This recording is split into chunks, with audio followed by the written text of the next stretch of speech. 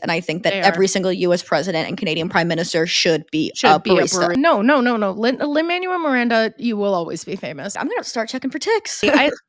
Unfortunately, global warming is working. People are like, what happened in Inception? I'm like, bro, you have no media literacy?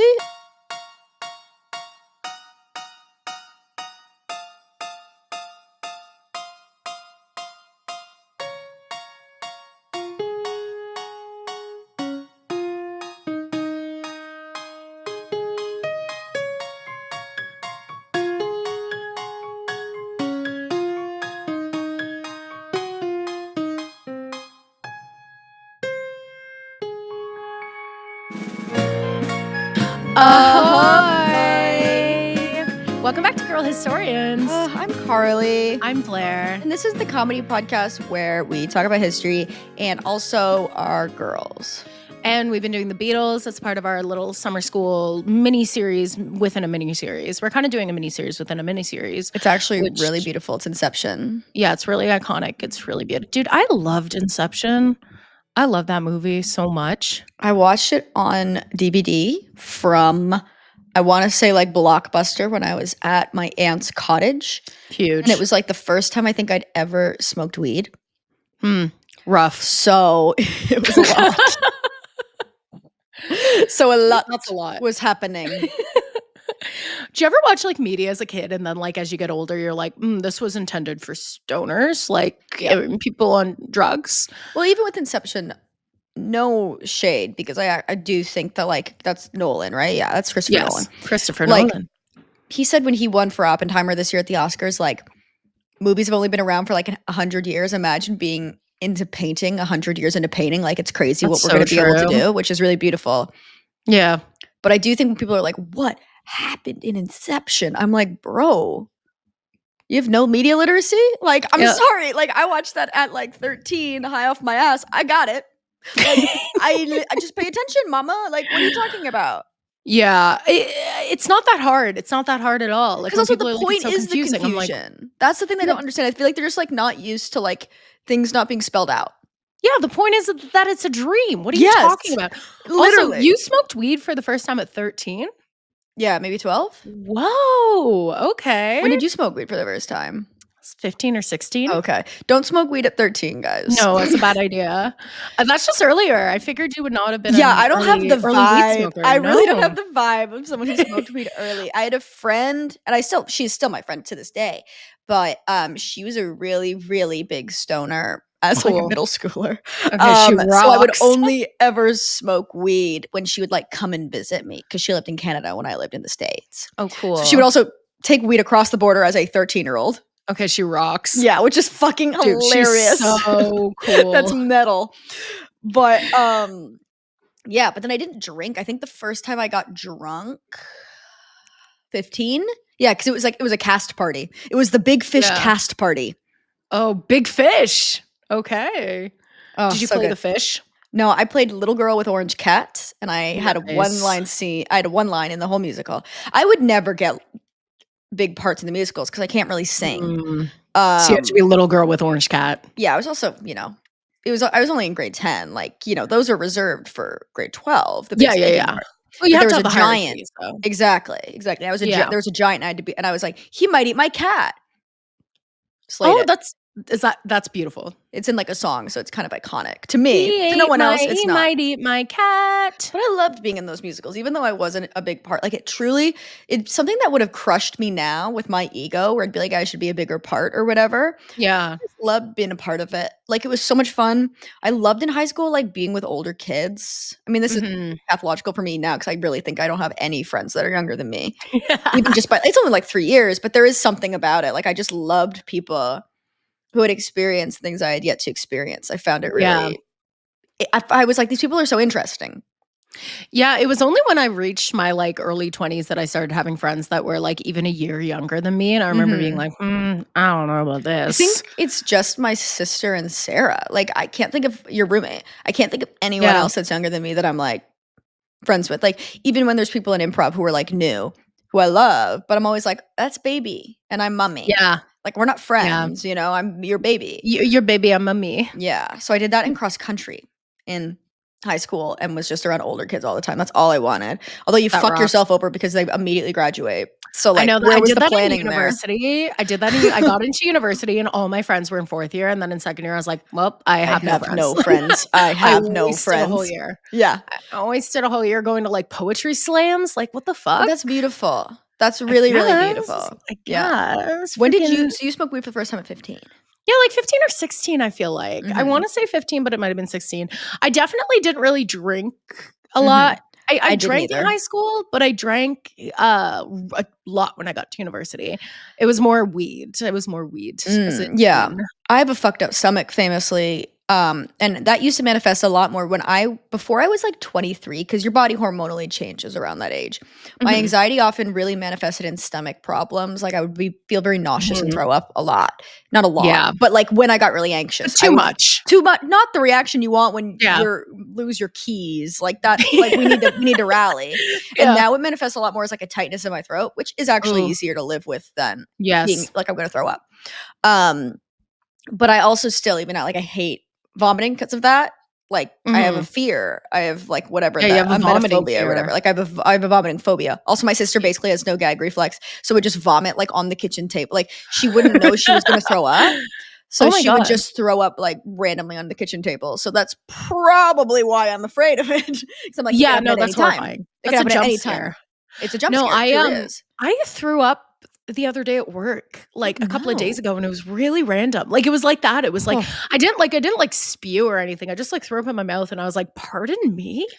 It It's was the same thing as shocking. falling as an adult. You're like when Yes. you fall on your hands and knees now, you're like, "What? What? No. What? No." No, So all seeing that's an to say, adult I didn't fall is drink. scary. I didn't drink a lot growing up because I was afraid of getting so drunk that I'd throw up. Yes. Yeah. In grade 12, I drank quite a lot. Like, I've never done, like, binge drinking where, like, I blacked out all the time or anything. I'm Mhm. also quite small, so, like, I feel like you black out when you drink beyond your limit, but I was basically able to hit my limit immediately, if that makes sense. Yeah, I did my Smart Serve recently. I might have talked about Oh, this on the yes. podcast, but I did my Smart Serve recently, and they do this new thing now where they might have done I It's hadn't done my Smart stoplights, right? it was like stoplights where it's like, you're supposed to, like, assess a person's, like, height and weight and gender and stuff like Body that. check them. Yeah, like, literally body check. It was crazy. Like, it was so and obviously I got it all wrong I because would be they'd show you, so like bad at that. I have no idea what somebody's weight is. they'd show you, like, a picture of someone's head and shoulders and be like, "How tall and heavy are they?" And And I'd be you're like, like, "I "What? don't know, So like." criminal profiler? Am I at the BAU in criminal minds? Like, why am I That's what profiling this and fucking they'd be like person?" and I'd be like, I don't know, like 5'6", 200 pounds." They'd be like, "Wrong, 5'7", 120 pounds." I'm Like, like, well, "Do I you was know pretty what people look close. like?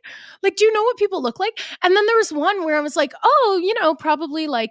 It was like an older woman, and it was like showing that she was quite short, and I was like, "Oh, she's probably like, like 5'2", maybe like 150 pounds." And they were like, "Wrong, 4'11", 230 pounds." I was like, What? "What?" It was Where?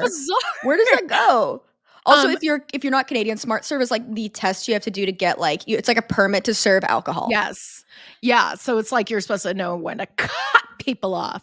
But, yeah, literally, I was like, "Oh my god," like, literally, I would be able to give you maybe 1 beer before I would technically, under the law, have to, like, monitor you Yes, as a this is bartender. what I've been trying to say because I nurse a beer, right? Like, if Mhm. I'm getting a drink I don't do beer because I often find the carbonation upsets my stomach.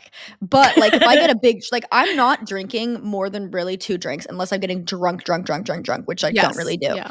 And, Mhm. like, people are always like, "Oh my god, you've only had 1 drink," and I wanna be like, I am on your level. Like, I assure you, I am on your level. Like, we're Yeah. here, we've arrived, we're queer, I've had half a beer and I'm buzzed. We're queer, we've had half a beer. I'm here, I'm queer, I've had I've half a had half a beer. beer. That's really good. You gotta It's start using beautiful. that. Yeah, I That's a should merch for the merch. t-shirt. Merch for the t-shirts. Yes. Um, Yeah. Oh, whatever. I'm so happy it's September, though. I truly am, like, I'm it's really revitalized. beautiful. We were leading up to it in the last episode, and I really feel like we've arrived. I feel so much better I already. agree. I went to the beach yesterday, I did shrooms, I biked, I went in the water, I was freezing. It rocked. It's good. I feel something is there's change in the air. Like, I'm Yeah. trying to make changes to not feel actively depressed as opposed to just kind of like Yes. wallowing in my depression, which feels 'Cause it's good. easy and fun to wallow, it's harder to pull yourself out of it. Well, even when I messaged you yesterday, and I'm not saying this for pity, I'm saying this on the podcast because I feel like when I consume media about other people, I assume that I'm the only person that thinks I'm a piece of shit and everyone else is self-assured, and I want everyone to know that that's not true. But, like, our friends were hanging out, we're going to a movie on Wednesday, and I texted you being like, "I know I'm being fucking insane, I just need you to validate that if I go to this movie, everyone's not gonna be like, 'She's so fucking weird, everyone hates me.'" You know what I mean? And Yeah. in my brain, I was like, "Well, I'm just not gonna go." Because it wasn't like I wasn't invited, but it was like you made the plans when I couldn't go to Detroit, right? So in Mhm. my brain, I'm like, different group chat without me called "Shh, don't tell Carley." Everyone hates me, even though I know that's not the truth. But in my brain, I'm like, I need to fight against. We talked about this with like the idea of invitations, where I'm like, my worst instinct is to be like, well, I'm just not going to go. Yeah. And I was like, that is such a, even though it feels in my bones like the correct thing to do, I'm aware that it's with my logic brain. Yes. That's not no, but I totally get it. So, but like even doing that, I'm like, okay, I know that this is a right move to make me feel more connected again, which is the Yeah. magic of September. Magic is connection. I got my winter coat dry cleaned because I knew, Oh, it got to the point, gorgeous. when it just kind of like smells because you've had the winter coat for 3 Yes. years and Yeah. it doesn't smell bad. It just smells like your body because it's not like on your skin, right? Like I'm not like putting on a Yeah. tank top and then putting my winter coat on. So it doesn't like smell like BO or even sweat. It's just been like, oh, this has been used for 3 Yeah. years. And in And it just, Canada, like, smells like closet. yes, and like must kinda, Yes. but like not even like gross. It's just like, oh, it's time. Mine You always know? smells like the subway, like, it always smells like the train. I'm always like, "This is a bit It's a lot. it's just smelling like the city." Yeah, and you have to wear it, right? Like, that's what's kind of beautiful. I remember growing up watching, like, vlogger girlies be like, "Outfits of the week, winter outfits of the week," or whatever, and nobody would put on a winter coat, and it drove me absolutely up the wall Oh, because they all were SoCal bananas. girls. They were SoCal girls, so they were like, Bananas. "For winter to high school, I'm wearing tights under jean shorts," and I was like, "Well, that's so funny because when I moved to Canada, like, my body shut down because it's so fucking Yeah. cold here, and it's It's not so even funny that because cold in I Toronto." have frostbite all over my body. When I walk to the bus, like, I literally cry off my mascara, and it freezes to my eyelashes and Yeah. face. Although, Yeah. would you agree that we've had milder winters recently? Because it feels We milder, have. but I don't know if I'm Mhm. acclimating finally. But it doesn't No. it's not fucking rock and roll, peace and love Yeah. Hawaii, but it's, like, not horrific. No, it's been really mild lately. Every 'Cause winter I of prepare myself for the absolute global worst. I know global warming. warming is unfortunately, it's working. It's warming up the city. Unfor Unfortunately, global warming is working. Yeah, it's almost like a little bit weird. Like I feel like it's been really warm Mhm. and awful. It sucks. Like it's not cold enough in a way that's kind of scary. Yeah, I never feel And that I because I hate just love it it. being warm, but I'm knowledgeable of it in the sense that all the things that I fear that I actually got to run away from when I moved to Toronto are now moving up here, Yeah. i.e., Lyme Uh-huh. disease being carried by ticks, i.e., Uh-huh. tornadoes. Some of my biggest fears in the entire world, both of them moving Mm, up with the climate. Lyme disease and tornadoes. Yeah, Exactly. Inside of everybody I is don't two like it. wolves Lyme disease or and tornadoes. tornadoes. Because I used to always have to check for ticks, and now you don't really have to check for ticks unless you're, like, in the city I mean, in the forest, like, you gotta Yeah. be deep in the forest, and now I'm like, "I'm gonna start checking for ticks." Yeah, it just seems like ticks are all around. All the Canadian celebrities have Lyme disease in a way that, like, is it a cover up for a drug addiction? I don't know, But it's but like, I it's can't have making me another a little bit diagnosis, we've worried. talked about this, like, I'm already I know trying to you get can't be diagnosed anymore. I'm trying to get a referral from my GP to, like, a stomach doctor because 'cause I'm Yeah, done. I'm done with yeah. having stomach problems. I had to leave, I did a show last night, had the time of my Ooh, life. what show? Oh fuck. I gotta look it up because I actually do want to promo them because it was a fun fucking show and people should go to it. So give me Okay. 1 second. I think you might have done it. Okay. So it's called Judge Mints, and it's basically an improvised Oh, like courtroom thing where they have a bunch of people come in and you basically play characters like it's like Judge Judy though, where it's like small claims court where you basically um are suing someone else for like a thing that they give you on the spot. So I did it with friend of the pod, Ben Sosa, right? We didn't even do it together. Like they just put us together, thank God. and he was my son, and I was suing him because he drove my car into a Chili's after I put his first kiss on my mommy blog. And then you always That have like a rocks. surprise witness come in. So Reese, my partner, came in, and he was a fan of the blog who was upset because he wanted to be Ben's first kiss. But it's just like so silly fun. That's fun. So afterwards, I was like, I'm gonna hang out, and then I got a stomach ache, and I Oh, was like, I've got to no. go. Although I watched No. That Good Improv show, which is Yes. afterwards, and that was great. It was Andrew Michelle, Nicole Passmore, Alex Kalenko doing an improv set, and Great let me show. just say, she obviously coaches our improv team. Nicole Passmore, star. Yeah. Star. She deserves a Kate McKinnon career. Like she should. I Like know. she is so good. I know. It's insane. She is just absolutely fabulous. And I know that's a that- great show. That is a great show. It was great. So I had to leave halfway through because my stomach was hurting. That's a bummer. All that's to say is I will be battling this stomach. I'm not going to have a stomach ache anymore. I have to go. What's the point of having free healthcare if not to figure out what the fuck is wrong with me? Because if this year ends, 2025 ends with me getting a fecal transplant, so be it. I'll give you fecal.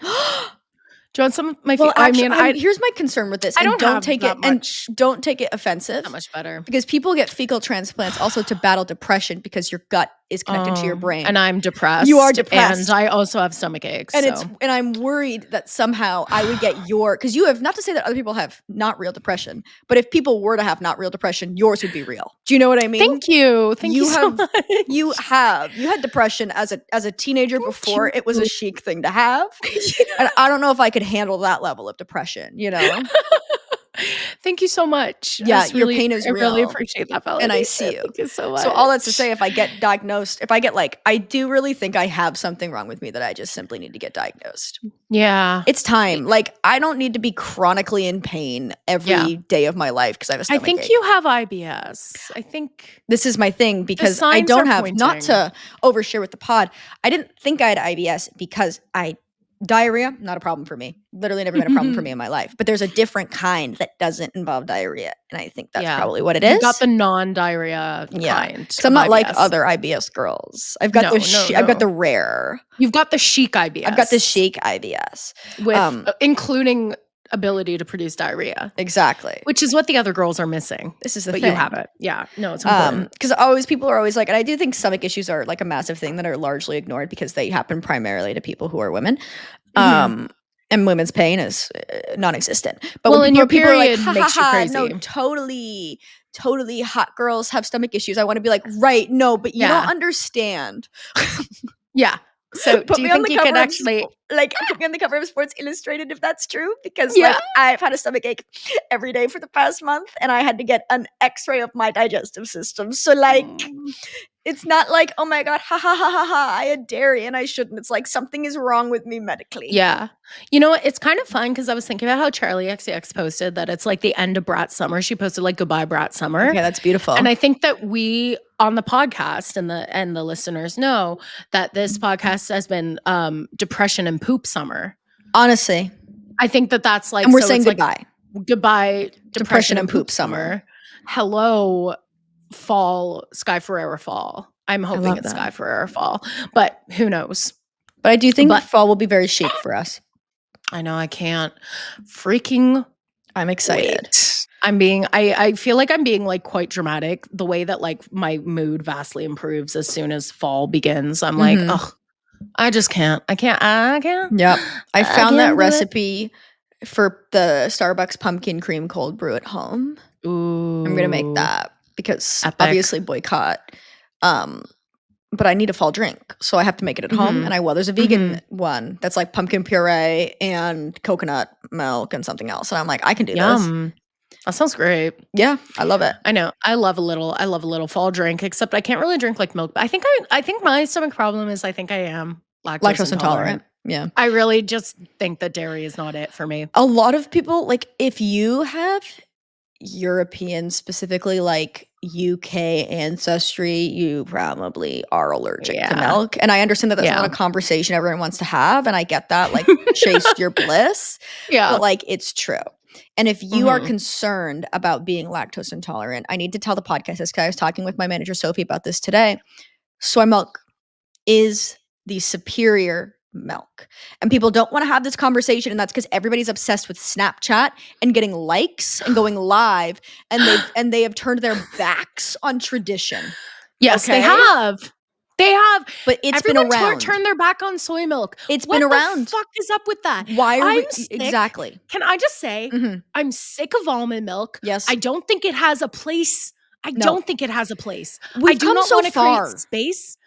I'm like, soy milk, they made so many improvements. Yes. It's the best tasting. Even oat milk. Not that good. Not that good. My beef with oat milk is that it's not that good for how they market it. Yes. Okay. You would think it would be bullshit. life-changing. But No, it's mid. And nobody wants to have that conversation. No one wants to have that conversation. Mid. If you make it yourself, excellent. If you're buying it at the store, you are getting scammed. Yes, because I agree. I grew up, and I still do it. I don't do it as often, but I grew up taking oatmeal baths, which is when you put like oatmeal in a little stocking. You take a little old nylon, you fill it with oatmeal. Because I was like an itchy kid. Like I was, like, you I give got itchy kid vibes. I was having sunburns. Like I had mosquito bites. I'm an itchy kid. So you put oatmeal in a little old nylon. You put it in the bath. And then it's an oatmeal bath. It's great. It's so fun. I still do it. Again, less often because it feels a little psycho. And I literally had the thought, I was like, that is oat milk. I'm literally having an oat milk bath. Congratulations. And you're buying that gentrified crap for what? No. Like, I get it if you're getting it in a coffee, because here's the other thing that nobody wants to talk about. And I would honestly, I hate being in a position where I'm warring against baristas, because I truly believe baristas are the backbone of our society. They are. I think they are stronger than the Marines. And I think that every single US president and Canadian prime minister should be a barista. Yeah. Yes. So I hate to be in the position. I hate to be in the position where I am going against them. But sometimes you also have to criticize the Marines. So sometimes you have to criticize the baristas. This is true. Yeah. Because they do not know how to steam soy milk. And again, they know how to steam oat milk. So if you're getting a latte and you want something that is alternative to milk, I get that. Because they steam oat milk. They burn soy milk. Soy milk, I've had since I was lactose intolerant since the age of 4. It has only gotten better. It is creamy. It used to be brown. In cereal, exactly. And now they've made it white somehow. It somehow gets a bad rap where people are like, it puts so much estrogen in your body. Sorry, let me introduce you to cow's milk. Let me introduce you to cow's milk. Yeah, by the cow's way, milk? You mean the milk that comes from tits? Yeah. Also, on that note, it is so weird how much like every 10 years, Big Dairy comes out and does some bizarre ad campaign. It was like how last year, every major creator did like an egg partnership. Yeah. And I'm like, respectfully, who is not buying eggs? This is what I'm saying. Egg. Like, who needs eggs advertised to you? Like, well, this is the thing. Eggs. This is the thing. And I have no judgment for, again, people need to do what you got to do. But if you are in a place financially where you can say no to work, I'm always like so sad-eyed creators or like who take fucking sponsorships with shit like that. Even like with eggs.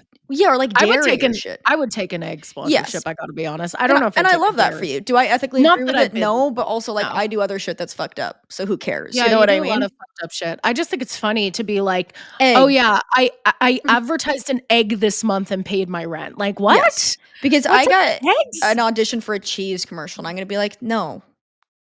Again. Why do we need to advertise cheese? Cheese, especially because it feels like the cheese is fine. Do you know what I mean? Like cheese is fine. No one's not buying cheese. People are stealing if we're not cheese. buying cheese, that's when dairy's in trouble. Yeah, because dairy's in trouble. We haven't gotten there with vegan food yet. There was one place in Toronto, may she rest in peace, the Grapefruit Moon, which was my favorite brunch place, which has closed. What? Yes. No, you can't drop this on the podcast. I went to the Grapefruit Moon and they were evicted because they had $8,000 in back rent. And I wanted to message the woman and be like, girl, talk to me. I will set you up with a GoFundMe because this is the best vegan place I have ever been to. I know. Wait, that's so they had the best vegan cheese of my life. I know. I gotta find her and track her down and be like, girl, I will invest in your next restaurant because I believe in you as a chef to that extent. It was tragic. That's so sad.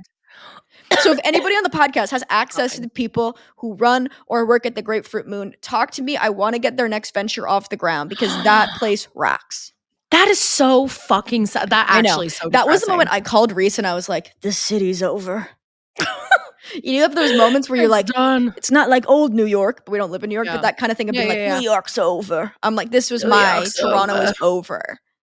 Yeah. I was like, "Oh, thank God. Thank God this will surely become a condo or a Domino's. Thank God." God, I wanna die. When I first moved back to Toronto, I used to go to Grapefruit Moon to their open mic nights on Monday nights, not Yes. to play, Just to not to watch. play music. I go and watch and get hammered.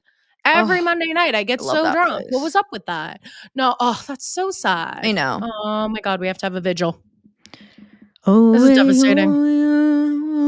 Hallelujah, hallelujah. Jesus, Lord. you don't really care Only for care for me, music, do you? hallelujah. That's That's really sad. beautiful, Carly. That's really beautiful. You have such a good Leonard Cohen impression. I know. I have impressions like that I'm like, well, this isn't relevant.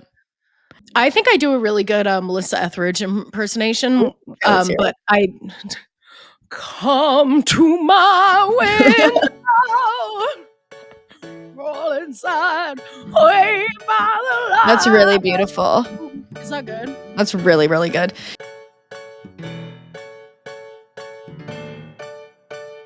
I poured myself a really big glass of wine. Okay. Very adult. Okay, so today's kind of like a bits and bobs episode.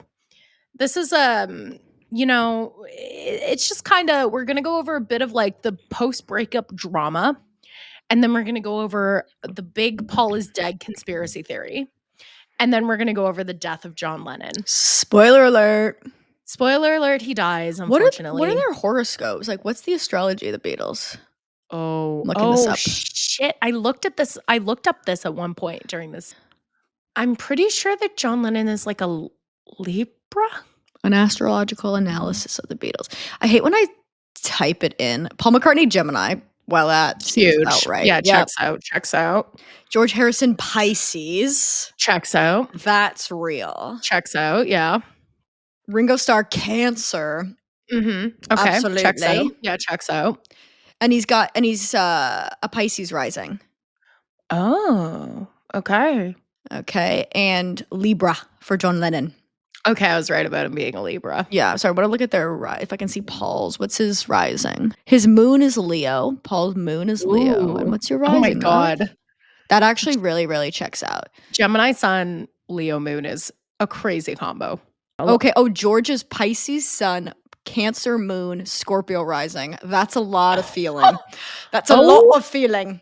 Kind of feeling for Miss Patty Boyd, ATM. Jeez, Louise. Okay, and Ringo Starr. His Ringo Starr chart. Cancer sun, Leo moon. Oh, John Lennon, Aquarius moon. See, there we go. There's a lot of emotion in all of these.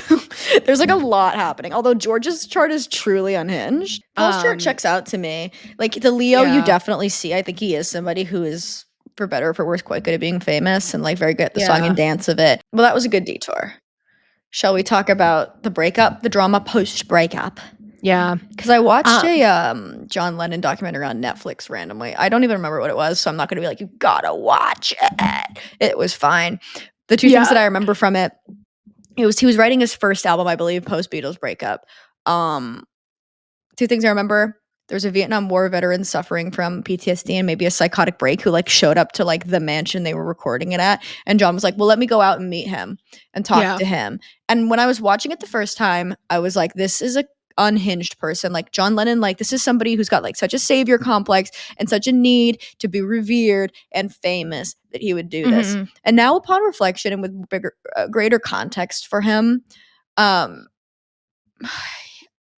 can't help but like him. Like I do really feel like there's a real tenderness there. Like he should have been a music teacher for middle school. Yeah. Things would be a bit different if he did that and just played in a band with his lads, you know? Yeah, if he just chilled out with the lads. If he didn't have the brain that was like, if I am famous, then I will be happy. Yeah. We talked a lot about John Lennon in the last episode, but I think it bears repeating that like this guy was such an interesting figure of like music and history. Definitely. So the only other part that I remember of this is the drama of he wrote a song that was about Paul and George is there because I always wanted to like George is a great guitar player. And like it's like one of those things. I don't even remember what song it was, but it's basically being like, you love money and you don't write good songs. And while he's singing it, George is just like playing the guitar like what the fuck? Like, you can see in his eyes, he's like, Yeah. "Okay." Yeah. Well, George also, like, post-breakup makes some sort of comment being like, I now having played with different bands, like, I don't know if the Beatles are even that good of musicians, like, I would work with the other guys, but not with Paul. So they had some Okay, Paul catching crazy strays. I know Paul was catching strays in the breakup, and I'm of two minds. It's where it's like, I understand it, but I'm also like, what did you want? Like, it was just so messy. Like, I do think that, like, he was, like, just caught in kind of an impossible situation. No, I always wonder in something like this, like, who I would actually be, because I see Mhm. both sides of, like, I would be annoyed if somebody left the band to, like, promote their new album, and he was such a, like, taskmaster and so specific and with everything and such a control freak that I'd be like if I was Yes. any of the other guys, I'd be like, "Fucking thank God." Like, I do not wanna be around this guy, like, I do Yeah. like, fuck him. But the Yeah. other side of that is, like, if I was him, I'd be like, first of all, I was right about the manager. Like, Yes. I'm the one that's getting us to write an album. Like, Mhm. there's 2 sides to it. I see both, and I do think part of Yes. that is also because he obviously has again, another person who seemingly has done a lot of work later in life, like, he is very chill. He is a lot more Yes. understanding, and when you see him give these interviews talking about the history of the Beatles and people trying to, like, wind him up, he's very much like, "I was insane. Yeah. I like those guys. Those are my brothers. Like they're the Mhm. best." And I think that that level of awareness always makes me really like Paul. I also Yes. love Paul's post Beatles. Like I love Wings. I'm Oh, so sorry, I good. love Wings. But It's so all that's good. to say is I can see both sides. And I always wonder in a moment like that who I would be. Like what would happen, you I know? do think that Paul my, like, growing theory is that I think that Paul just really wanted to remain a pop musician, and I Yeah. think that that was where, like, a lot of the, like, resentment came from, especially because, like, you could make a pretty stellar argument that he was the most informed about, like, where the culture was at. Like, Yes. George and John were both off doing their kinda, like counterculture-ish things. Yes. But John was like in with or not John, sorry. But Paul was like in with the poets. Like he was in with the moment of culture a little bit more, which would have been Yes. frustrating when like you've had this super successful career as pop artist and then like your bandmates are just sort of like, well, I want to write peace protest songs with my girlfriend. Yeah, It's and like, you're yeah, like, yeah, I get that. It's a little "Bitch, you live in a annoying. mansion. Like, what are you Yes. talking about?"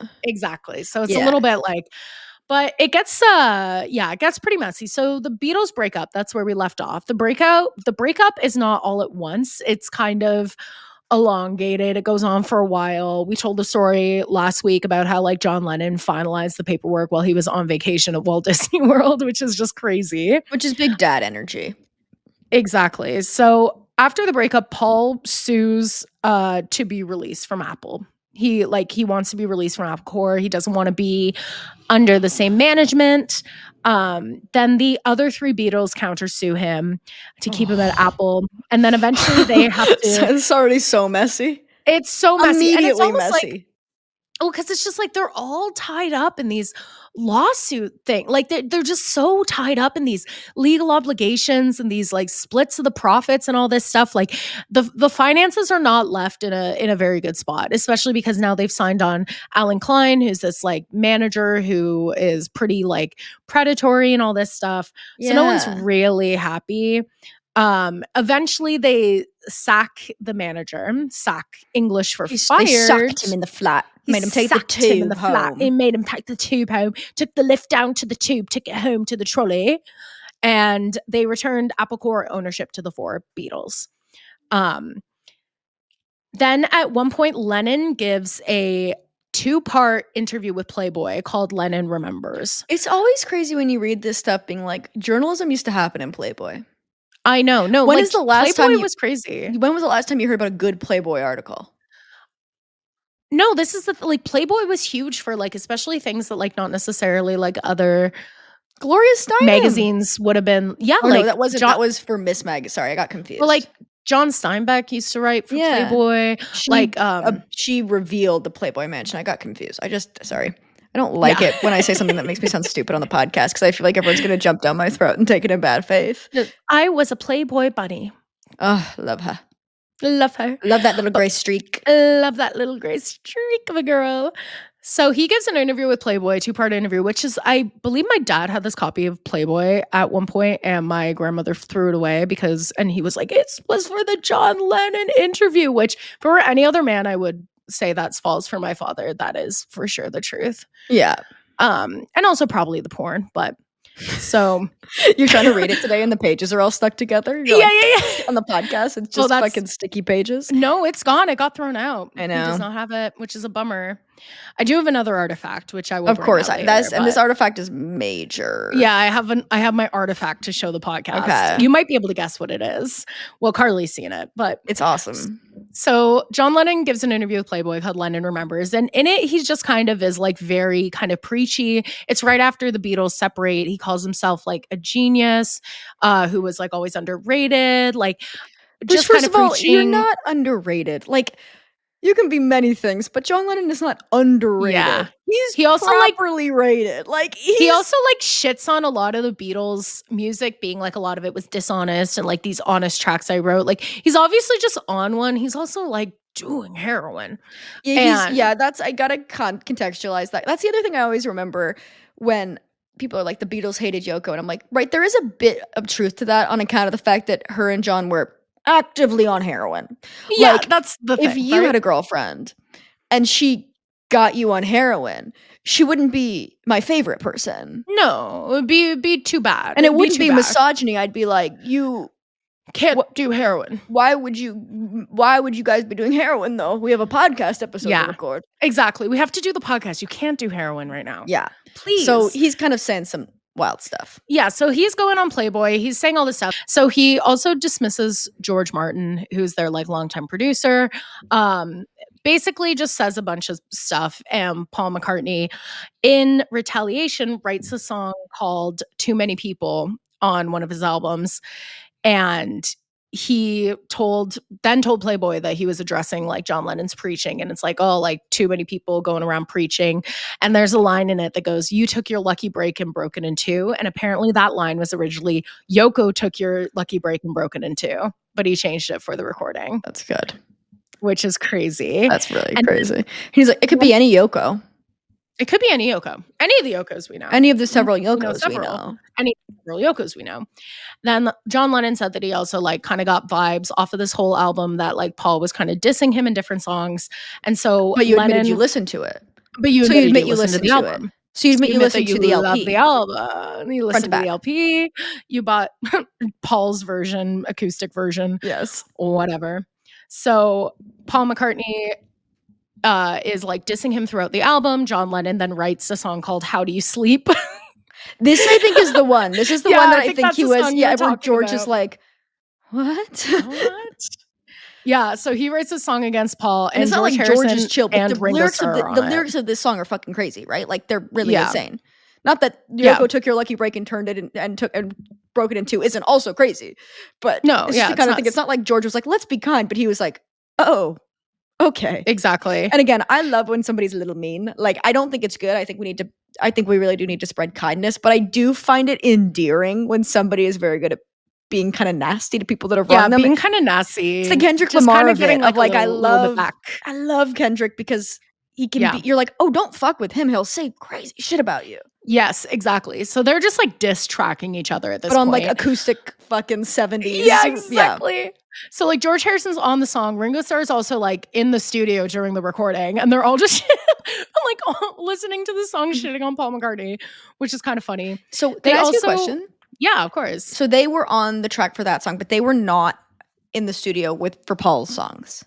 No. Because so the split was pretty much like the other three still were in each other's lives to some extent, and then well, this is where it gets kind of confusing because like obviously there are like different things that are happening. At one point after they break up, Paul McCartney and George Harrison go to dinner and it like does not go well.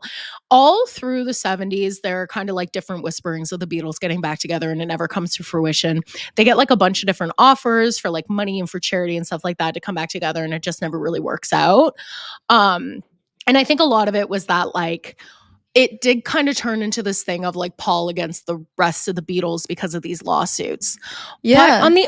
on the other hand, there's this other thing that's kind of happening where it just seems like George Harrison has no interest in working with Paul.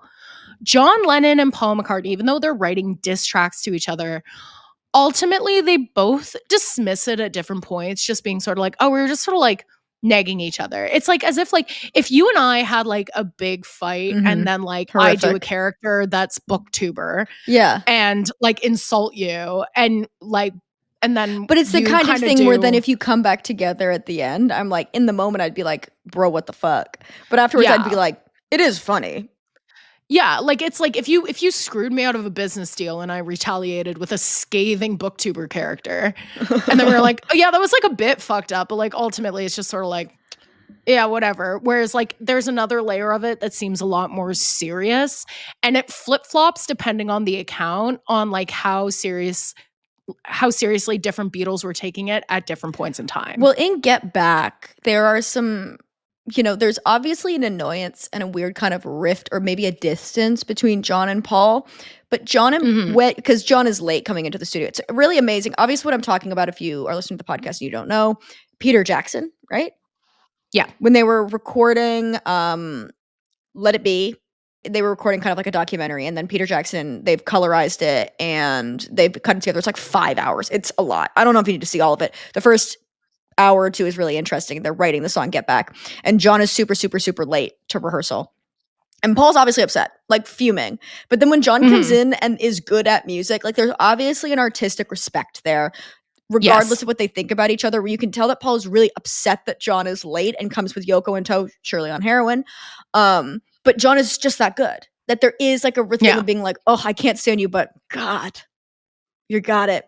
Where there's also been Yes. a fight between George and Paul, where Paul's like, can you just play this thing that I've written simpler? Like, just do less. Like, you need to do less. And Yeah. George gets really upset because George wants to be an artist, guitar Mhm. player, whatever.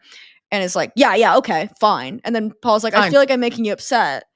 He's And like, "No. I'm not upset or whatever. Like, they Not fight. upset. Not upset." And I think that is harder to get over Yes. than being like, we're always going to disagree, but there's a base level respect that you can build something on, regardless of that. I mean, that's kind of like Mick and Keith. You know what I mean? Yes. Like, they probably fight all the time, but there's this like shared understanding and like a further closeness just based on artistic respect, where it's like, Paul Yes. did not respect George. You watch those No, and videos, he didn't. yeah, Or Ringo, but Ringo was vibing, so Ringo didn't I think care. I think that's the basis of a lot of it, right? Because it's like, yeah, like it is extremely frustrating to, be in a room where like two people have this long-standing artistic partnership and you're kind of the third guy You're who's like, like, "Hey, can I get a couple of "Hey," songs on the album?" and you're like, "My songs are good, by the way." He probably has a lot of people in his life also egging him on, and he's a great artist. That All Things Must Pass is my favorite post Beatles Yeah. project. I think It's that excellent. album is Yeah. excellent. It's a triple. Mhm. It's a triple It's a triple, of baby. basically no skips. That album is Yeah. ridiculous. But like, Yeah. I can also imagine like they're young, they don't know that people are using them, Mhm. and like obviously if you're not a super famous person, you look at that and go, obviously they are incentivized to agree with you that your friends are annoying. Yeah. And even I do that sometimes. Like if my friend is shit talking someone else to me, one of their friends, like not somebody, like if it's somebody who I'm close to, I'll be like, okay, well, chill out. But if it's somebody I Yeah. don't know, I'm like, I have no stake in the game. Yeah, that is fucked Yeah. up, you know? Well, at one point too, it's propositioned that the Beatles might come back together and they split the songs more like 4 songs from George, 4 songs from John, 4 songs from Paul, and then like 2 songs from Ringo. And they never do that because they're just like, it's too many cooks in the kitchen. It's kind of just done at this point. There's too much animosity. Yeah. As far as lawsuits go, there's like a couple of other times. At one point, George sues Ringo's in the 70s for Ringo uses one of George's songs on his album. They settle out of court.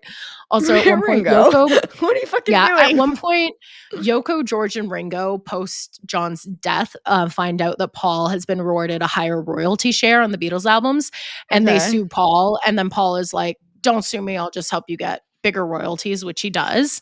And then also, at multiple times, the Beatles sue Apple, the tech company, which is just funny. That's fun. Like Steve Jobs. Yeah. And so then kind of like the rest is history, right? Like they're just kind of like they never get back together. They're Yeah. doing their solo projects. It's just a little bit messy. But now I Um, want to move on. Oh, sorry, no, go you can ahead. say your thing. I was just saying like two things that I remember because of the Martin Scorsese George Harrison documentary is fabulous. And we also talked, of course, about Lindsay Ellis's video essay about Yoko and the Beatles, which is Mm, also equally fabulous, I'll say. so good. Two things that I always remember, like post John's death, which we'll obviously talk about as well, but later on, just like post breakup. In the George Harrison documentary, like they talked about, Ringo was talking about how, yes, like George and Ringo didn't really talk for a while because of the lawsuit. Yeah. But when George was dying, like Ringo came and visited him. And I Mhm. just want to look this up because it was so beautiful. I want to get the words right. So obviously George Harrison dies because he has lung cancer, which he recovers from. Then somebody comes into his house and stabs him, and the stress that puts on his body, he's dying again from cancer. At the same time, Ringo's daughter is dying as well. So Ringo comes and visits Yeah. George while George is dying. And he's like, okay, eventually, like, I've got to go be with my daughter. And George says, well, do you want me to come with you? Even though like he can't, and it like made like when Ringo was retelling it, like it was like making him cry, like so beautifully. He's like, well, obviously he couldn't come with me, but like there is just like that brotherhood and that connection of like there's a real tragedy to like the specific male ego, Yeah. I think, of the Beatles. I feel this way about fucking Simon and Garfunkel. I would throttle Paul Simon if I got to be around him, being like, you are both alive Yeah. and you got in a fight fucking 20 years ago. Even Mhm. more. Get Give it up.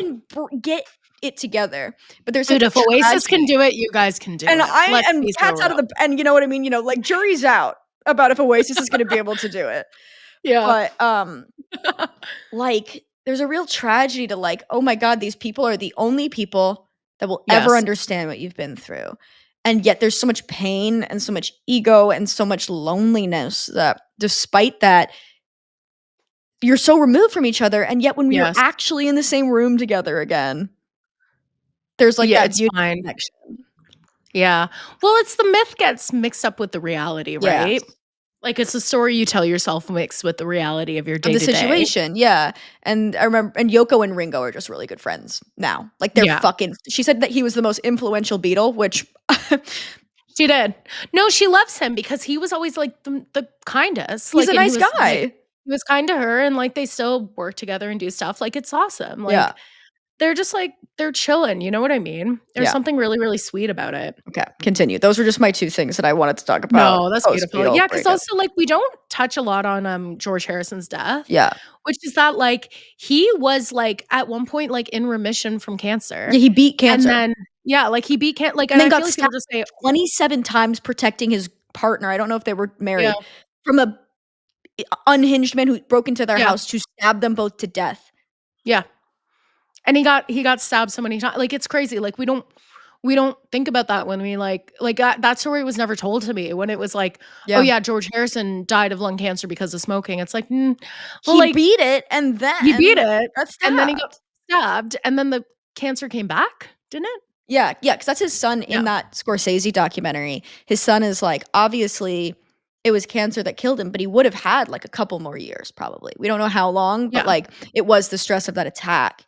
And that documentary is really, really good. It's long. Again, it's like 3 hours, but it's yeah, really a cool like worth it. focus on him. Yeah, I I love George. Like I really mhm, feel seen by his like weird kind of like anger and particularities, but it's a really good yeah, documentary. And just talking about that and like being like, no, that's tragic. Like again, that's still fame killed him. Do you know what I mean? yeah. Like Oh, absolutely. the way that it Well, killed way John yeah, Lennon, all these things. absolutely. These people were so unsafe. And this was in like the 90s. Like this was later as well. And he still died. Yeah. Sweet. Time for Paul Okay, is dead. time for the major conspiracy theory of the Beatles. I'm excited to learn about this because I know it only tangentially from culture. I don't really understand it though. Okay, and I'll tell you this, not as a spoiler, I felt the same way. I It doesn't make any sense. it's kind of just what you know. Okay, I okay. really thought that there was gonna be, like, a lot more to That would this than unlock there it? was. But no? Okay. that would like unlock it and I'd be like, this makes a lot of sense. Not really. There's also not a ton of like Beatles conspiracy theories. Most of them are surrounding this conspiracy theory. There is one where apparently if you put like 2 of the albums up to a mirror, there's like a phone number, and if you call it, someone will pick you up and take you to Pepperland. It's like the Pepperland theory. In the year of our Lord 2024? Which I think we should try. We should try that. I think we should try Patreon to see if they'll take exclusive. us to Pepperland. What records are they? Do we know? We'll figure that out. I think it's Sgt. Pepper's and Magical Mystery Tour. Okay, I have Sgt. Pepper's. Okay, I'll get Magical Mystery And we'll hold them Tour up to a mirror? and we can hold it up to a mirror. Again, this is so tangential. I don't really understand it. So the big conspiracy theory is Paul is dead. And it's the conspiracy theory that Paul died in 1966 and they replaced him with a lookalike. And that's the Paul McCartney we know today. So he's like, Paul is dead. He was Avril Lavigne before Avril was Avril. He was Avril Lavigne. He was Avril Lavigne. So they say that he secretly died in 1966. It goes that 5 a.m., Wednesday, November 9th, 1966, Paul McCartney storms out of a recording session when they're recording Sgt. Pepper's Lonely Hearts Club Band. Mm-hmm. He gets into his car and crashes it and dies. May he rest. Yes. And they say that he was replaced with a lookalike because there's, on record, Brian Epstein and George Martin, one of them or both of them, have both like confirmed that they would hire Beatles lookalikes to go like in and out of hotels while like the real Beatles would like sneak in and out. Yeah. Which is like fairly not like common, but like it's known to be done. So people were like, well, you've got access to lookalikes. Yeah, so but a lookalike who can just be famous. Yeah, who also has a skill for songwriting. There's a lot of questions because I'm looking right now. I was looking up Paul McCartney lookalikes online. And I'm like, I mean, yeah, they look British, but like I'm not like, oh my God, it's exactly the same. So the theory that is lookalike, he's been replaced with either a man who is either William Shears Campbell or William Shepard. It said that this is like in the beginning of Little Help with My Friends. They go, Billy Shears, what would you do if... And that's allegedly them singing the name of the Paul McCartney lookalike. That's funny. They're asking to be caught at that point then. It's kind of like part of this is that like in Sgt. Pepper's Lonely Hearts Club Band, they're introducing you to the new Beatle, Billy Shears. Because Paul is dead. Yeah. There's also a lot of like apparently like allusions to Paul being dead on the cover of Sgt. Pepper's Lonely Hearts Club Band. Oh, I didn't know this. I knew the Abbey Road of it all, but I didn't know the Sgt. Pepper of it all. On Sgt. Pepper's, if you reverse the writing on the drum kit, it says like he is dead and with an arrow pointing to Paul. Whoa. Yeah. That's so weird. Yeah. Okay, wait. I want to see this. He die. Yeah, it's like he die or something. He like, die. He die with an arrow pointing to Paul. It's, you know, it's a lot of like, it's him backwards. So the crash actually never happened, which between the 6th and 19th of November 1966, Paul McCartney was actually on vacation with his then girlfriend, Jane Asher. They were traveling through France and Kenya. But the conspiracy theory is that the Beatles covered up his death. They hired someone who looked like him, sang like him, acted like him, all these things like that. Really lucky that this guy was just available and they knew to find him without having to like do a worldwide search that leaked. That was really lucky. Exactly. They found him. It was chill, you know, like they were just like, thank God you're here, Billy, or else we'd be screwed. Yeah. Thank God you're here, Billy Shears. And then the Beatles got cold feet. They were like, no, we shouldn't have replaced Paul. And so they start putting hidden messages into their songs. That's really funny. It's funny to get cold feet about doing such a horrific thing. Right? Like, I go through all of the effort to replace you after you die with a lookalike. And then like halfway through, I'm like, maybe I shouldn't have done that. It's like, yeah, babe. Yeah. Yeah. It's also part of a day in a life where they say like he blew his mind out in a car. Is like allegedly like a clue that Paul McCartney died in a car. He didn't notice that the light had changed. I actually think that album fucking rocks. I've heard it way too much to really appreciate it, like hearing it for the first time now, but fuck, it rocks. I know. It really does. So then there's just like a bunch of other things where it's like if you play parts of the album backwards, it says like Paul is dead. Paul is dead. At the end of Strawberry Fields Forever, apparently John mumbles, I buried Paul, but then he says, no, I'm saying cranberry sauce. Like it's all very strange. Like, it's all like mumblings and like backwards recordings and It's stuff like very that. funny to be famous and have to be like, well, I'm alive, so I don't I'm really know alive. what to tell you. Yeah. I can't prove that I'm me because I am me. Like, how? Just take my word for it. They also had the original cover of the 1966 Yesterday and Today, featured the Beatles posed around raw meat and dismembered doll parts, which is like supposed to resemble his gruesome accident. They also, on the Abbey Road cover, it said they're all walking in a straight line across the crosswalk, and it said that it resembles a funeral procession, which is like, you know, John is all in white, George is dressed like of course. George is dressed in jeans like a gravedigger. Ringo's all in black like he's in mourning, and Paul isn't wearing shoes because he doesn't need shoes because he's dead. Like, it's supposed to, he's in heaven. And Paul's at his farm in Scotland at this point, and like the press is hounding him, and he basically just says, like, you know, the like rumors of my death have been wildly reported or whatever. Yeah. Greatly exaggerated, whatever that like famous quote is. Is that a reference then in Hamilton? Reports of my fame have been greatly exacerbated by the fact that my syntax is highly complicated. Because oh no, wait, that's fucking In the Heights.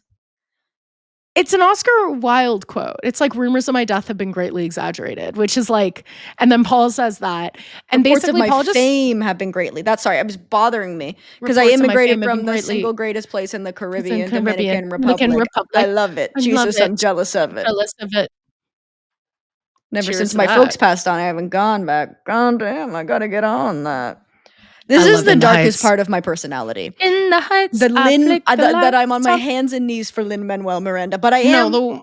Being corny is not a crime. He's a genius, and I'm sorry. No. Lin-Manuel Miranda, you will always be famous. You will always. If you have one, Lin-Manuel Miranda, they can't make me hate you. What has he done other than be a bit annoying? Like, he's a genius. He bit his lip, but he gave us so much. You're telling me you haven't made out with a man that did something grosser than that? Like, be so fucking for real. Well, this is the thing of it all, of like, when a person is a genius, they don't have to be cool. Like, no, that's why he's like that, because he's got the juice. He doesn't need to be. Let him have fun. Please. I want Hamilton too. No, I don't. Hamilton. I want some. What is he working on these days? I don't know. He did Encanto, and he's doing Disney, but I'm like, Lynn, get out of that contract. Calling your name. Get out of that contract. You got to give us a musical, Lynn. You got to give us a new musical, Lynn. We need it. So Paul attributes all these rumors to just him having a lower public profile and people freaking out and being like, he's dead, blah, blah, blah. When he was just like, I've just got a wife and kids. Like, I just want to like chill with them for a bit. Not my fault. I'm a wife guy now. Yeah, sorry, I'm a wife guy now. So this is the Taylor Swift of it all, though, of like, if you leave 9,000 Easter eggs in every single liner note of your album, people are eventually going to think that you're dead and trying to tell them something. This is the thing. It's the gay lore of it all. Exactly. And like, gay lore is such a good comparable, even though like it's not. But it's Paul like, is Dead is the gay lore of the Beatles.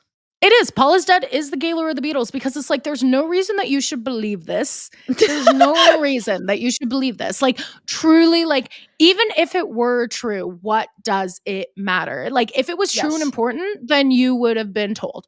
Well, this is what I think we need to have a bit more faith in, like, just truly the world's inability to keep information under wraps. Like, we would know. Like, I assure you, we would know. Like, in the past, maybe it was easier to keep things secret, but there is no way Paul is dead and we don't know now. Do you know? Like, there's just simply no way. Like, information leaks like crazy, and you don't need it to be confirmed to know if it's true or not. Like, when, like, there's just people where they're like, oh my God, I never know if these people dated or not. And you're like, well, they were together for every single fucking day for 20 years. Like, yeah. So they probably dated. I know, it's like, people can't read. This is why it pisses me off about, like, people can't read in between the lines. So, like, Paul is Dead, they never really shut it down because it helped album sales. Yeah. Gay lore, and I'll say this, and I'll keep this in the pod, because when I say something controversial about Taylor Swift, I usually do cut it out because I value you don't want the Swifties life to quite literally dox you. And honestly, I have mad respect for Taylor Swift, but I will say her gay lore things, those rumors going around, work so in her favor. She does not have to say a single damn thing in support of the queer community. And I'm not saying that she hasn't, but she does not have to do anything. You're doing all the work for her. Why would she want those rumors to go away? Yeah, She's I gonna agree. play into them. And it's like, it's fine, but like, there's no reason that Yes, and that I should be think true there's, like, this for you to thing there's believe a that. problem in terms of, like, people don't understand the difference being that, like, yes, real life people necessarily can't queer bait, but there is a difference in people who play into rumors to benefit from them. I don't Yeah, think we should have outed the kid from Heartstopper on Twitter. I think that that no, was very wrong.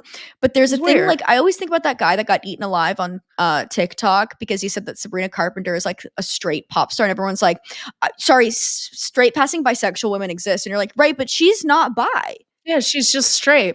Like, and I'm Also, saying that like, like you this can is a be straight and have a gay experience. yes. Why is this so hard for This is the people to thing. understand? You If can I'm also be like bi-curious, like, whatever. there's a real group of people that believe Taylor Swift to be bi. And with every single celebrity who it's like the same thing with Harry Styles. If you're not out about your if there's a lot of gay rumors about you, and it's not like I like Shawn Mendes or whatever, where it's like people are like doing it to be funny. Feel the same way Mhm. about Harry Styles, where I'm like, the reason Taylor Swift and Harry Styles have not come out is because it benefits them more to be ambiguous than it does to put a label on it. Because it Yeah. benefits them more financially. Like, again, I agree. I have mad respect for Taylor Swift as an artist. I am a fan of the work. Like, I Mhm. am. I'm there. And I Yeah. agree that I think a lot of the reasons that Swifties defend her is because she gets shafted by misogyny. But I Yes. also think she's a victim complex.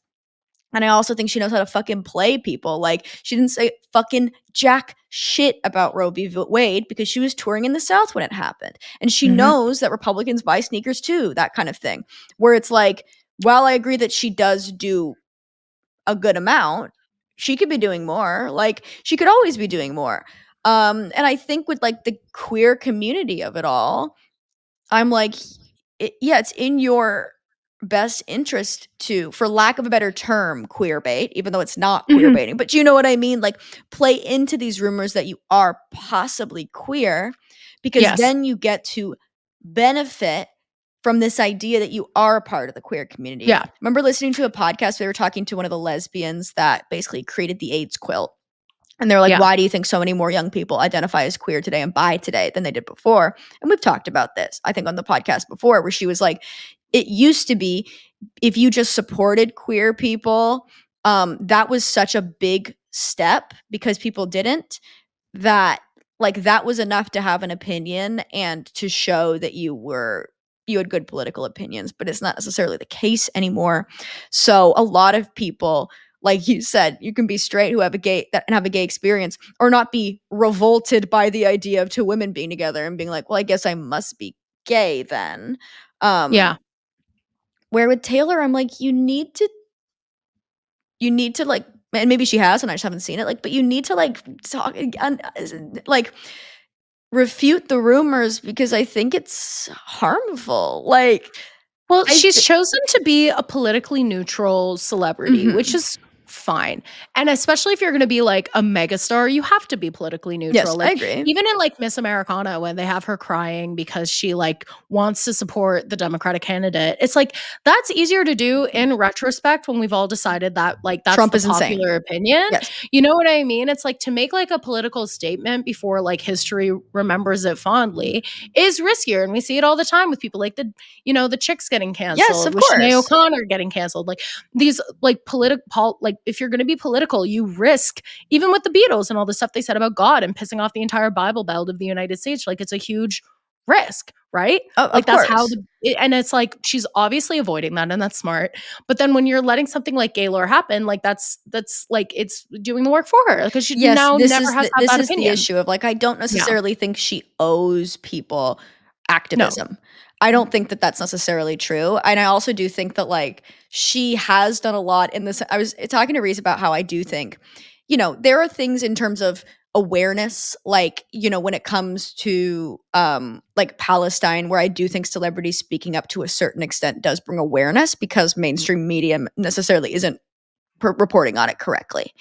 Yeah. But when it comes to politics, I don't necessarily think that a lot of times celebrities having an opinion sways anyone. I don't No. think it matters, and I don't think people really want to hear it necessarily. But I think Yeah. that you should be political because I think you have, not because you're a celebrity, but because it is in your best interest as a human to be active in the things that are happening in the world around you, but not because you're a Yeah. celebrity. Yeah. except for Taylor Swift, who I actually think if she tells people to vote, they will vote. Like, They do you will know what I vote. mean? She's like the Yeah. one person, and I do think she's going to give us a Kamala endorsement, and that will mean that Yes. because she has a lot of politically neutral people who have parasocial relationships with her, and if she tells them to vote, then they They'll will vote. vote. And I think Yeah. that she knows that and does a great job of that. So I have to give credit where credit is due. But with the Yes. Gaylor of it all, I'm like, you do not want to define. You want to benefit from this. And if you benefit from this, then you no longer, it's the whole like, and I say this as a straight passing bisexual woman, like there are a lot of people who are straight passing bisexual women who think that identifying this way means that you do not have to actively engage in the queer community. You are just queer. You do not have to engage in the literature, engage in Yeah. the history, and engage in intersectionality, which is what drives me insane. And there are people across the board. There are, gay people like Gay this. men. Speak it to the rafters. But you know what I mean? Where it's like a lot of people, if they are queer people of color, oftentimes again lesbians, because again, there's intersectionality there. Yeah. They know this intrinsically because, and it's not everyone, but there is this understanding of being like, yes, you can be queer, but to be a part of the queer community means to invest monetarily in the community, invest in Yeah. causes. Left-leaning people who live in city centers are the people who donate the least money. Like there are Yeah. things that you can do. And I think a lot of people kind of, and I'm saying this again as a bisexual woman, kind of cash the bisexual chip and say, I do not have to work on my political beliefs any longer.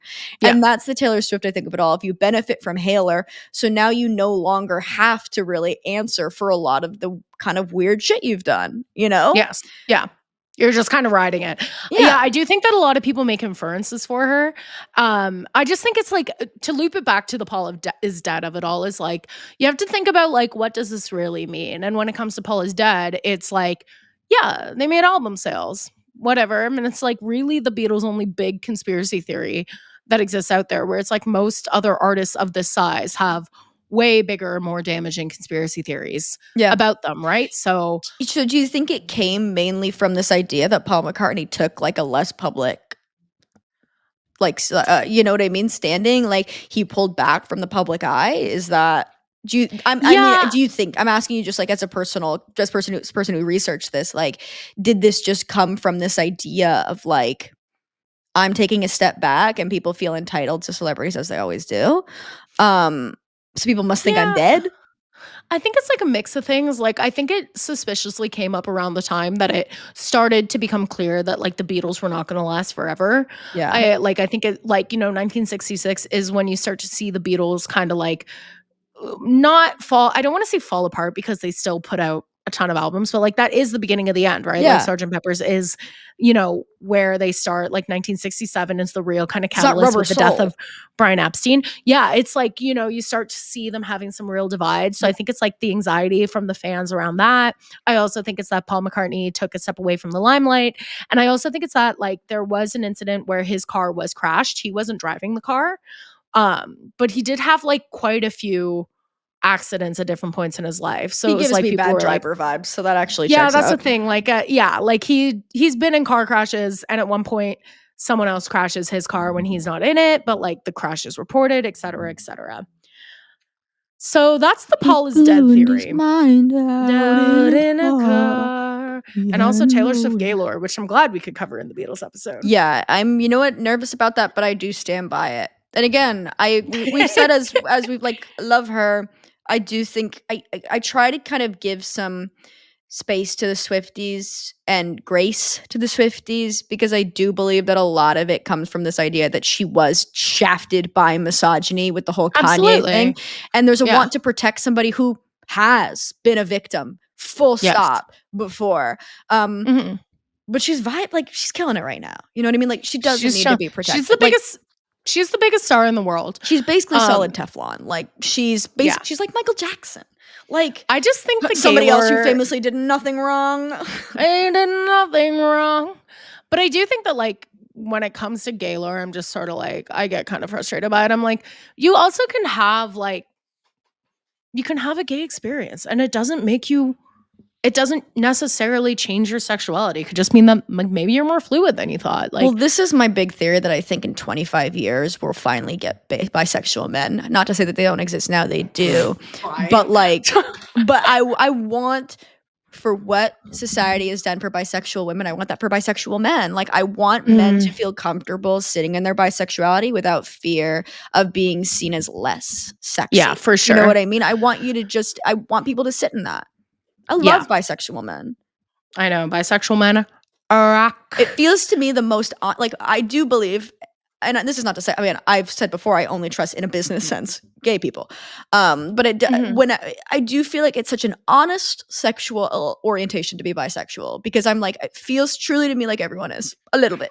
I'm like, well, at least you're telling me you're not a little bit attracted I honestly, to everyone. Like, I think I disagree with you only slightly. Okay. Which is that I don't think that like I disagree with you only slightly, which is that I think that just like most people are to some extent bi-curious. Yes. Where it's just like, and I think that that's really honest, because it's like, you can be fully straight. Are you not like at least a bit curious? Like, are you not like at least a little bit like, don't you think it could happen? It could happen. You know what I mean? Where it's like, and I don't necessarily there's a think distinction that there's between like bisexual and bi-curious. Yeah. And because I do think like that's my biggest beef with like the bisexual community right now is and that, you are like, bisexual. I'm just gonna say that before the pitchforks come. Yeah, sorry. As a bisexual woman, I get frustrated with like it does get conflated a lot right now, where it's like, especially because like, you know, right now, like I'm trying to date. And when you're like on the apps and people are labeling themselves as bisexual, and it's like, oh, I've actually only ever been with men. I've only hooked up with men. Yeah. Like, I'm trying to date women. I'm not saying that like you can't start dating women and be sure in your bisexuality, but like also like you're allowed to just be honest and say like, I'm curious about whether or not, I'm experimenting right now. And I get it. A lot of people shame you for that shit. Yeah. And I agree that there's no like, it's so hard to talk about, because I do hold a lot of space and love for people that are discovering their sexuality. But there is such a stigma, because it almost feels like there should be different terms. And I guess that is what the terminology is, but there's just such a heavy stigma where I kind of want to be like, I've explored and I've landed on this. Well, it's also because like men have ruined bi-curious as like a thing that like their girlfriends are when they want to have a threesome. Like, I'm not saying it's easy. Well, but it's like, I do think we need to renormalize having a phase of being like, oh, I'm just like, I'm bi-curious. I'm a little bit like, I'm just wondering like if this works for me kind of thing. That is fine. That is a legitimate sexuality that can lead to being bisexual or to being fully gay. Like, well, and it's you're the fluidity allowed to change your mind of sexuality. You can change day to day. Yeah. Yeah, well, we're in a moment right now that like there is a lot of shaming if you don't declare yourself a person who has like very rigid terms in who they are and what their preferences are. Like, I don't really know. I think it's naturally kind of going to go away on its own, but it's like a lot of the people I know who are in like long-term gay relationships like did not know they were gay until they like met the person they were gay for. Yeah, they like, just are gay one day. Yeah, I agree. where it's like I think that like, and then there's the other side of the spectrum where like a lot of people labor over their sexuality for years and years and years, and both are totally valid ways to find yourself. But like, if you labor over your sexuality for years and years and years, you figure out you're a lesbian, and then you end up with a man, and then people are like, oh, like you were mistaken the whole time. It's like, well, like actually, like maybe it's just you can change your hair, you can change your clothes, you can change your mind. That's just the way it goes. It's just the way it goes. Say goodbye, you can say hello, but you'll always find your way back home. Well, and that's the truth. And that's the beauty of life, is that you change as a person. So, the death of John Lennon. Ready, kids? So, the death of John Lennon. So, John Lennon was shot and killed in front of his residence, the Dakota, in New York City on December 8th, 1980. So, on the day of his death, this is the day of his death, okay? He shoots a cover for Rolling Stone magazine with his wife, Yoko Ono. I didn't know that. I didn't know that was the day. Yes. So, Annie Leibovitz is the photographer. And she wants them to both be naked. Yoko's like, I don't want to be naked, you freak. Respect to Yoko. By the way, you're really claiming you're the best photographer in the world when, gun to your head, cannot photograph a black person to save your life, Annie Leibovitz. Yeah, have we talked about her before? So I No, did a big project in high school on her, and I'm like, and you see it and you're like, "Oh." Like, you look her my theory is that she never translated to digital. Like, I just don't that's, I I think, don't the think real that thing that because those was I Whoopi think the real Goldberg thing shots is are really good. yes. But yes, I think her later stuff, I'm Yeah. like, "Well, this looks horrible." Because what she's trying to do, and like not saying I'm an expert in photography, but like you can tell, especially when she's skin tone or when she photographs darker skin tone people, is she tries to flatten the image, which is something that a lot of photographers do, especially in fashion, to make it look more high fashion and Okay. make it look more analog. A Oh. photographer is going to come after me and say that's not the truth, but like that's what I do and that's what I learned from other people to do.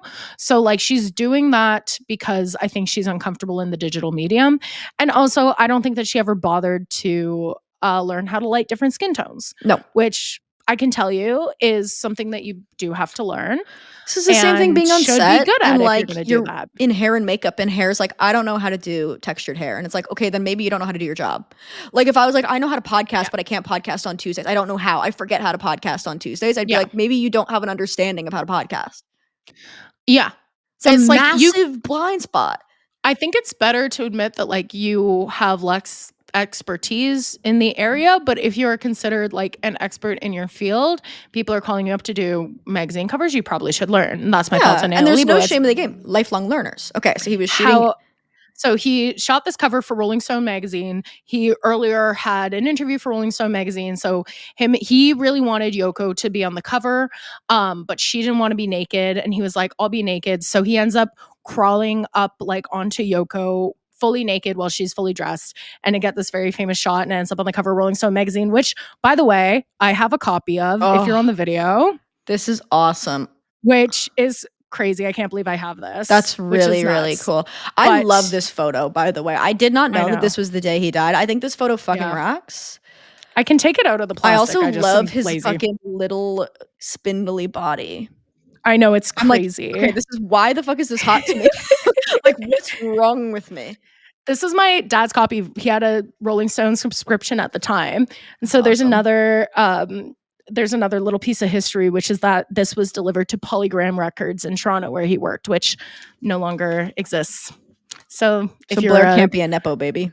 I can't be an Epo baby. You're He did not. trying. I feel like he worked at Polygram for like a year. I don't really understand the record industry, if I'm being so honest, even though I actually feel like, as I said this, I actually understand a lot more than other people. Anyway, I've had a full glass of wine. On the day of his death, he also went to a little radio station to do an interview, and then he went to a recording studio, had a little stint of recording. Do we know what he recorded? No, I'm sorry. That's okay. Hey, that's okay. Maybe music. Maybe podcast. Maybe music. Maybe he did a podcast. Maybe he was Smartless. Guys, he was about to invent the podcast. He was like, "I'm gonna invent office ladies." Yeah, exactly. As he leaves his residence, the Dakota, he stops to sign a copy of his album Twin Fantasy for a fan who's standing outside of his building.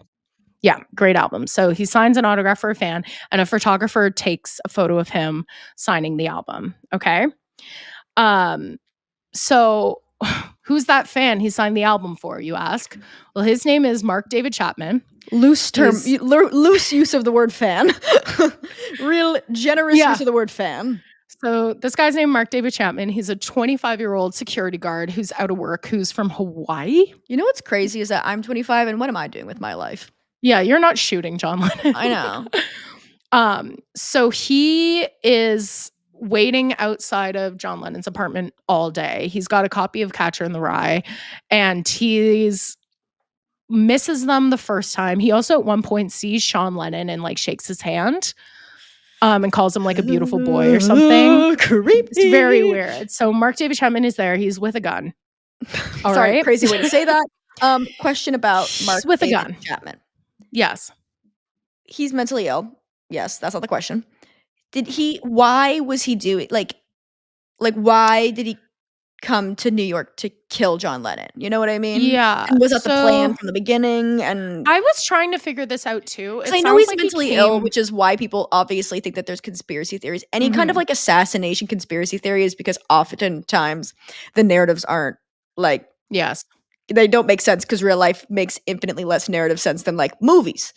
But like, yes. So we might not know the reason because he just was like unwell, but like Do we know what in his brain he was doing? Kind of. So I was trying to figure out whether or not he came to New York to exclusively kill John Lennon. Or I if he know at was gonna, one like, point, see cats? yeah, like he was gonna go see kill John Lennon, go see Cats, catch a Matinee, matinee of a chorus Phantom? line, and then turn himself in. Yeah. The Broadway experience in 1980. So he, uh, yeah, I couldn't really find like a certain answer. It sounds like yes. Sounds like yes. Um, he's also just kind of out of work and not doing well, right? He's Yeah. also at the time, he's got this obsession with the book The Catcher in the Rye, which if you haven't read it, it's about this kid who Love goes this through book. New York and whose name is Holden Have you Caulfield. read it, Blair? Oh yeah, of course. One of my Okay, favorite yeah. books of all time, unfortunately. Me too. No, and this is But the darkness in our personalities. But let this me is the say this, darkness. it's one of my favorite books of all time. I'm not gonna go shoot John Lennon. This is the thing. So he has an obsession with this book, It's and basically he like it's like a dark for the people, like, you don't need to, it's kind of plotless, but it's basically this person who's he's a very angry teenager. Like, he has a lot of anger. That's yes, why it's a really enjoyable read, because you're like, "Oh my god, this is how it he's feels very to be a angsty. teenager." Yeah. And the whole idea is that, like, the world is full of phonies and he's authentic. One of the main themes in The Catcher in the Rye is hypocrisy and these Yes. phonies and stuff like that. And so he was enraged by John Lennon being a phony, basically. He was like, "You're preaching peace, you're preaching like imagine no possessions, you're preaching that you're more popular than God, you're more popular than Jesus, et cetera, when like you're living this lavish lifestyle, you have a big house, you have all the money in the world, kind of things like that." So what did I say? And Baby, of course. Yes, exactly. mama. This is And the thing. And so apparently he was just mad about that, and he also really wanted to be famous. yes. Well, this And is the real assassination kind yes, of motivation of being like, I feel the world has left me behind. I feel forgotten mhm. and like shit. I'm going to be remembered. Yeah. So Lennon was shot twice in the back and twice in the shoulder with a 38 caliber pistol.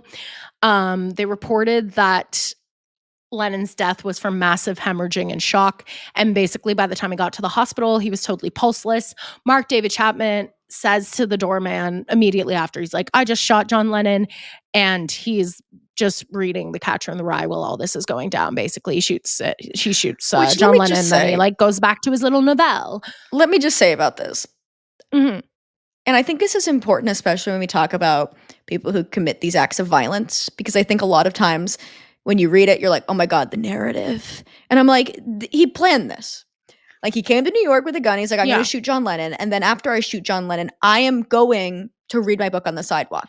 Yeah. Have you He tried to read your also, book on a sidewalk when somebody has been shot and everyone's screaming? He's yeah, not no, reading it. you He's wanted reading the to, same sentence over and over again. He's not doing it because he actually is reading the book. He's being performative because yeah, at you're mentally unwell and you've killed a man. yes. And I think So, that's important because I think oftentimes these people who are like, when they're like, "Oh my god, the guys from Columbine, blah blah blah blah blah." I'm like, mhm, No, like, they're LARPing except they're actually doing it. You know what I mean? Like, this is exactly. like, So, this is yeah. unhinged. Yeah, exactly. So he knew what he was doing. He knew he was killing John Lennon. He also at one point said that like David Bowie was another one of his targets. David Bowie, like, So what? What? David Bowie's like, what the fuck? yeah, like yeah, Mark David Chapman's like, oh yeah, also I was thinking of killing David Bowie. Like David whatever. Bowie's like, sorry, So what did I ever do to yeah, you? sorry, whatever I I'm do not to you. preaching about peace. Yeah. Yeah. And so then at 10:50 p.m., that's assumably the time that John Lennon died, they took him to the hospital 10 minutes later and he was like basically dead on arrival. Like there was really no hope. Yeah, the shock of it all means he probably just like Yeah. went into cardiac arrest quite immediately, you think? Oh no, we're not doctors. We don't need to talk It about that. was I don't it know was why like I'm like, oh, let's talk it about was this. yeah, it was a hemorrhaging and shock basically. Like he pretty much had like basically died immediately. It's really, really sad. Yeah, exactly. He said that like quote, "I assassinated him because he was very, very famous and that's the only reason." Exactly. So like he's basically just like, yeah, I just wanted him to die. I didn't like his lifestyle. I didn't like all this stuff. So he went to jail for like basically like 20 to life. When he was eligible for parole in 2000, he started applying. And in 2020, he told the parole board that he was Oh, motivated by jealousy. He oh, was, he's alive. oh Okay. yeah, no. He was up for parole this year. I think it got denied again. But he was like, my thinking was that he has all the money, lives in this beautiful apartment, and he is into music, representing this type of lifestyle, and a more giving lifestyle. And it made me angry and jealous compared to the way I was living at the time. And yeah, I assassinated him because he was very, very famous, and that's the only reason. So that's John Lennon's death. George Harrison had a prepared statement that said, after all we went through together, I had and still have great love and respect for him. I am shocked and stunned. To rob a life is the ultimate robbery in life. The perpetual encroachment on other people's space is taken to the limit with the use of a gun. It is an outrage that people can take other people's lives when they obviously haven't got their own lives in order. Harrison also privately told friends that he just wanted to be in a band. Here we are 20 years later, and some whack job has shot my mate. I just wanted to play guitar in a band, which is very sad. That's very, very Paul sad. McCartney addressed reporters basically the morning that, like, after it happened, after he died. And he said, I can't take it at the moment. John was a great man who will be remembered for his unique contributions to art, music, and peace. He's going to be missed by the whole world. And then later that day, he was approached by reporters when he was leaving another place. And he says, drag, isn't it? Okay, cheers, bye-bye. And then he got criticized for that, which is crazy. I remember like, that. Your I was best friend just died. Like, dude, stop pestering like, what do you want him to say? Like, and he also, apparently Paul McCartney says that fucking 18 hours. Like maybe he hasn't processed it yet. You exactly. know what I mean? Like Paul McCartney has said that, like, he has like basically no memories from this happening because it was like he was just like in full shock. Ringo Starr, who was in the Bahamas at the time, received a phone call from his stepchildren informing him about the murder, and then he flew to New York to console Ono and played with Sean, which is very technically Ringo Starr. That's very also classic Ringo move. Yeah, exactly. Also, at the time that John Lennon was shot, a few blocks away, Keith Richards was hanging out. And when he found out that John Lennon had been shot, Keith Richards of the Rolling Stones, when he found out that John Lennon had been shot, he apparently like got his gun and started running the streets. And he was like, I'm going to kill Mark David Chapman. Like, I'm going to kill this. I'm going to find this guy and kill him. That's actually kind of baller. Like, obviously an eye for an eye makes the whole world blind, but like, I need a Keith Richards in my life. Exactly. Like, no, it's truly like, you have my word, Blair. If somebody knocks you down, you would chase my killer down with a gun. I'm looking for retribution. And honestly, for anyone else, I would say that's an exaggeration. For Keith Richards, I 100%. I'm like, oh, he did that. Oh, he did that. Yeah, no, 100%. And it's like, he's also done like similar stuff. Like at one point, like someone tried to attack Mick Jagger and he like took them down outside of the dressing room. Like, this guy's nuts. He also, if science is to be believed at all, Keith Richards should be dead in the ground. And the fact that he is still up and walking is crazy. I think about that every fucking day. No, it's crazy. It's literally he is not ever dying.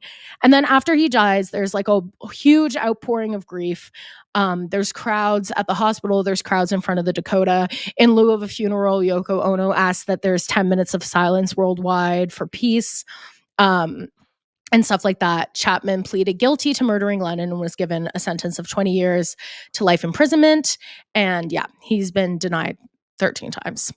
And that's the death of John Lennon. Wow. And subsequently, in my mind, kind of the end of the actual Beatles era, like at least the era where they're all alive. Because once you kill John Lennon, where are you going to go with that? This is the thing. I obviously I really just think if John Lennon is dead, there's just you would not reunion. Exactly. And I do believe that for all of them, they wouldn't do it if any of them died. Yes. But it really feels like from a fan's perspective, I'm like, well, they're not going to do anything. Like, that's crazy. Yeah. So wow, it's just very sad, and it's really sad. It's crazy to kill anyone, but he's really got a legacy. Guys. So what can you say? Truly, but that's sad. A tragic figure, some might say. It really is a tragic figure. So I think we'll do another episode on Yoko Ono. We've got it. Because she's queen. Unless she did something really bad. She's so queen. Then she's not queen. Unless she did something really bad, then she's not queen. But if she didn't do anything bad, she's queen. Okay.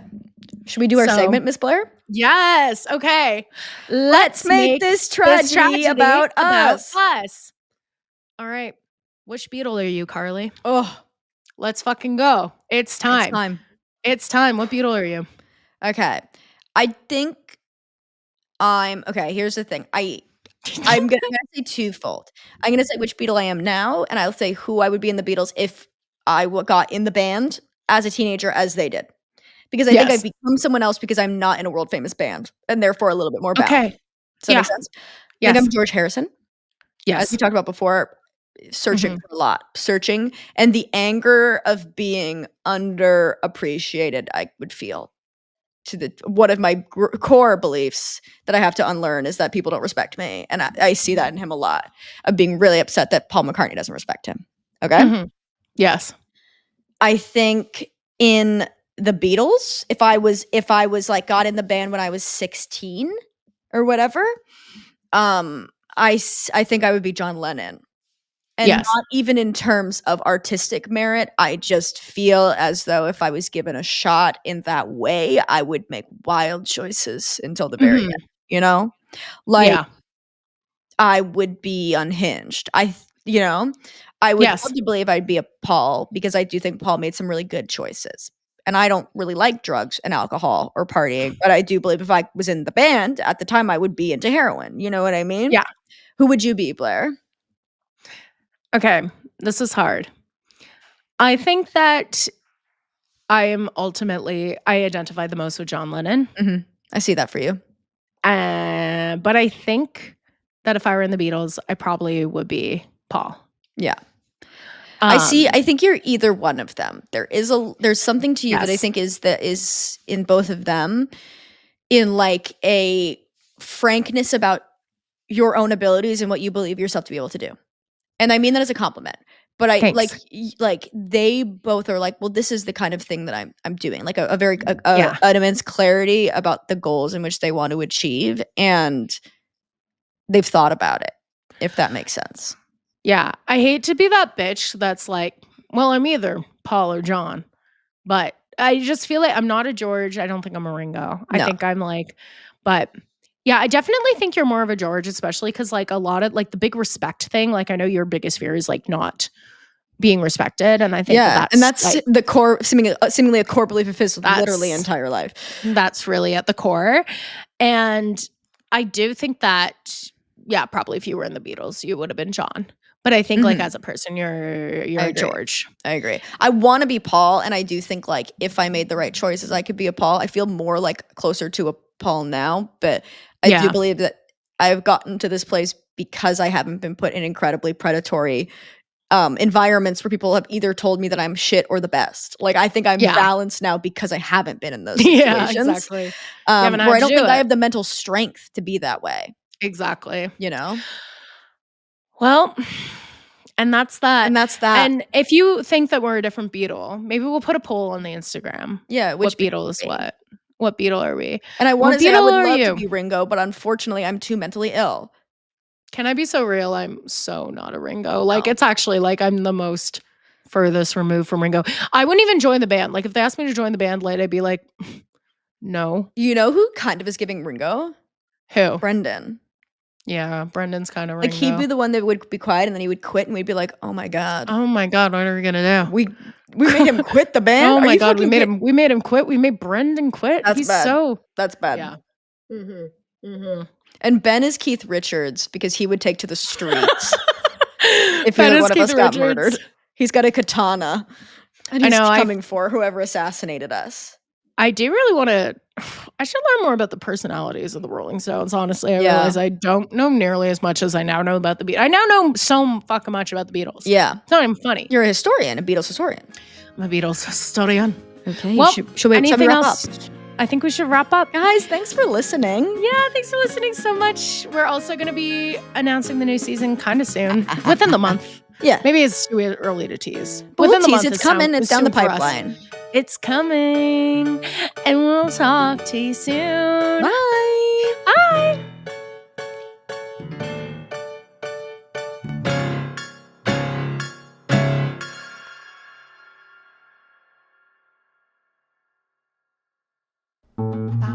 This podcast has been brought to you by the Sonar Network.